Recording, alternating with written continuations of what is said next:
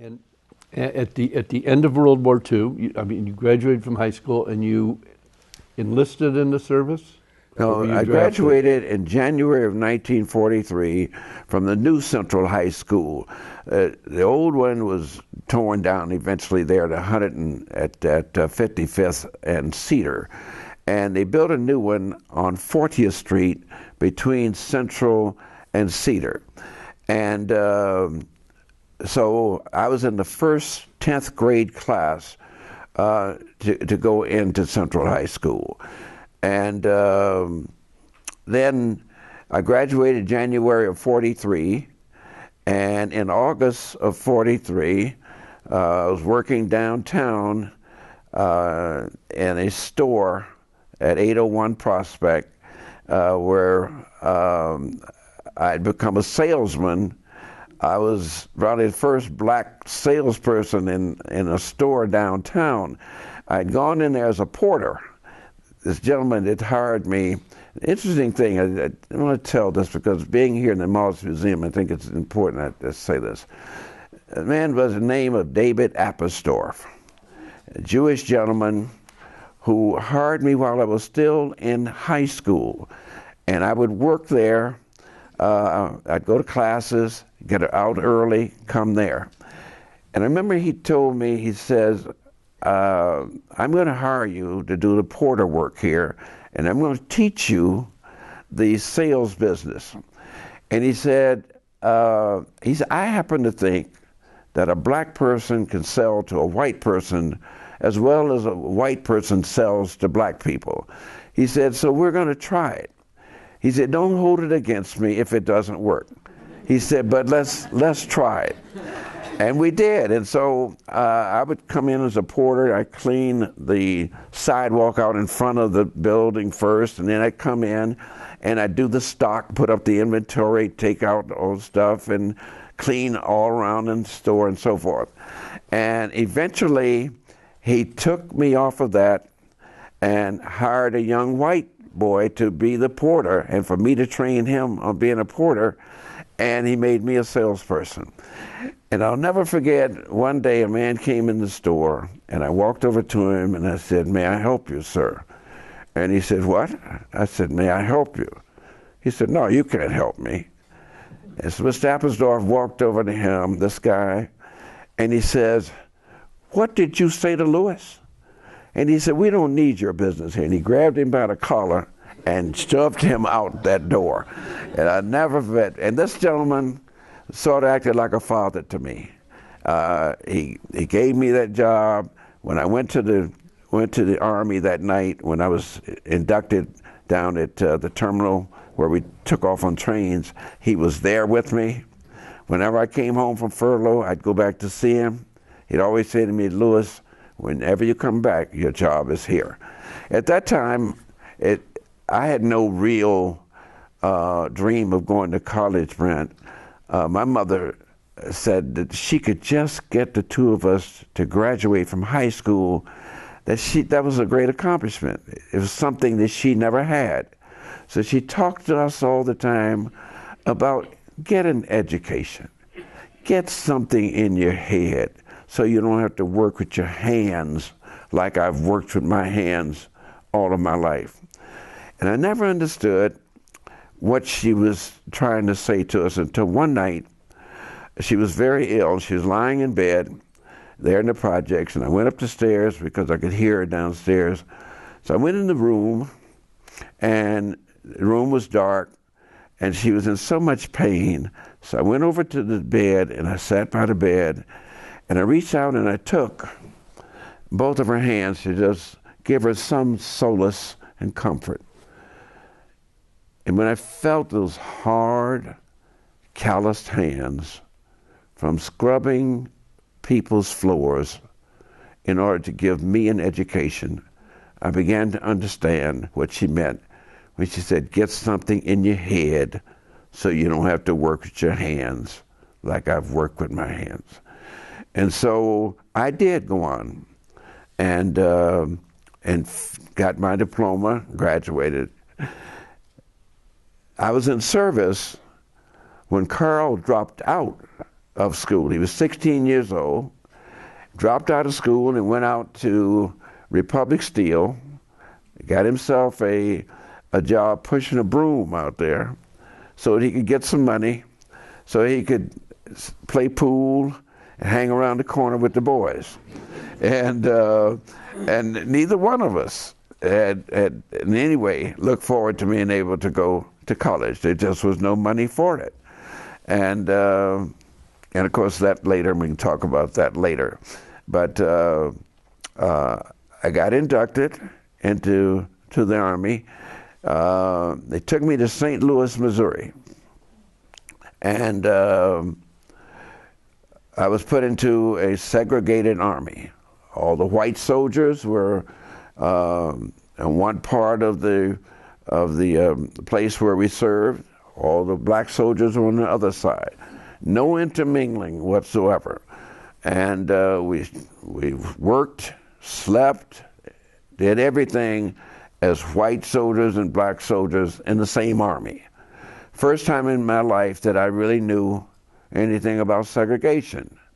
And it was not easy. I read a story at the time where you were on a bus or something, or in a restaurant, and there were some prisoners of war with the soldiers, and will you finish it? Yes, okay. We were traveling from St. Louis, Missouri to Camp Stewart, Georgia, and by train. And the train stopped in Memphis. And we were taken into the train station to have lunch. And so as all of us, the black soldiers, came in, they had 3 compartments in this restaurant. In the first compartment were all white soldiers. Then the second compartment were German prisoners of war. And then between the German prisoners of war and the section they put us in was a black curtain. And then all the black soldiers were taken back behind the black curtain, and that's where we ate our lunch, and then we were taken out. And it was this type of indignity that I was being subjected to for the first time in my life. And I remember when we got to Camp Georgia, at that time we were in the Air Corps. And every morning they take the black soldiers out to the field where the planes were, and they'd give us a long stick that had a very pointed nail type of thing in it. And it was our job to go around and police, what they call police the barracks, that is, for all the white soldiers who had gone out to the field to fly the planes. And so all of us resented it, and I remember we decided after they took us out of the trucks, they took us down there and we got out of the trucks, and they gave us some materials, then they would leave. And so there happened to be a library down at that part of the barracks for the white soldiers. And so we would put down those sticks, and we'd then go over to the library, and we'd sit there until the trucks came back for us. And so somebody told them that this is what we were doing and that we were not caring for. So they came into the library, and a couple of us jumped out of windows trying to get away. They got all of us, and then they put all of us in the I forget the name of what the thing was where they put you in a little jail they have there, but they put all of us there. And then they took us down, took us later, they took us, and then even the jail there was segregated. It had white toilets and for black soldiers in the same little jail there. So they took us down back to our barracks, and they wanted to punish us, and the punishment was that we want to walk up and down in front of our our barracks where all of the black soldiers lived with heavy backpacks on our back as punishment for us what we had done. And so I remember that we went in to see the commanding officer, and I was chosen as a spokesperson, and I told him that we had just left Jefferson Barracks, so we had gone through tough training and so forth, but what they were doing to us was inhuman, and that we could not do it.